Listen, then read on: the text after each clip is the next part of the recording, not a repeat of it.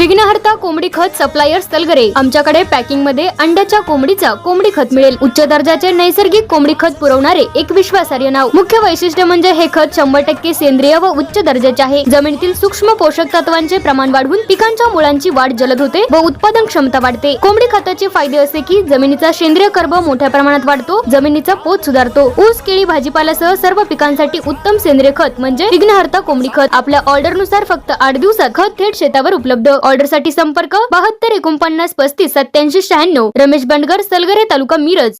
प्रत्येक बातमीतील घटनेच्या वास्तविकतेची तुलना थेट पाहत रहा चांगली अपडेट। सलगरे तालुका मिरज येथे गुरुवारी दुपारी अचानक बदललेल्या हवामानामुळे तुफानी परिस्थिती निर्माण झाली। दुपारी सुमारे 3 वाजण्याच्या सुमारास वादळी वाऱ्यांनी जोर धरताच काही क्षणातच मुसळधार पावसास सुरुवात झाली आणि त्यानंतर मोठ्या आकाराच्या गारांचा अक्षरशः मारा सुरू झाला।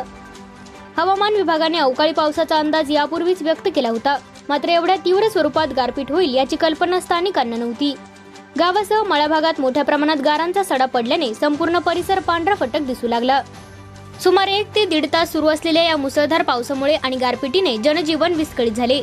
पावसापूर्वी वाहणाऱ्या जोरदार वाऱ्यामुळे झाडांच्या फांद्या हलू लागल्या होत्या, तर काही ठिकाणी शेतातील संरचना देखील डळमळीत झाल्याचे दिसून आले। 4 वाजण्याच्या सुमारास पावसाचा जोर ओसरला, मात्र तोपर्यंत निसर्गाने मोठा फटका दिला होता। या अवकाळी पावसाचा सर्वाधिक फटका शेती क्षेत्राला बसण्याची शक्यता व्यक्त होत आहे। विशेषतः मिरज पूर्व भाग हा द्राक्ष उत्पादनासाठी ओळखला जातो आणि या भागातील द्राक्ष बागांवर गारपिटीचा गंभीर परिणाम झाल्याची भीती व्यक्त केली जात आहे। अलीकडील घटनांमध्येही सांगली मिरज परिसरात झालेल्या गारपिटीमुळे द्राक्ष, आंबा तसेच रब्बी पिकांचे नुकसान झाल्याचे समोर आले आहे। त्यामुळे सलगरे परिसरातही अशा प्रकारचे नुकसान झाले असल्याची शक्यता अधिक आहे। गारांचा तीव्र मारा झाल्याने द्राक्षांचे घड तुटणे, पानगळ होणे तसेच फळांची गुणवत्ता घसरणे यांसारखे परिणाम होऊ शकतात।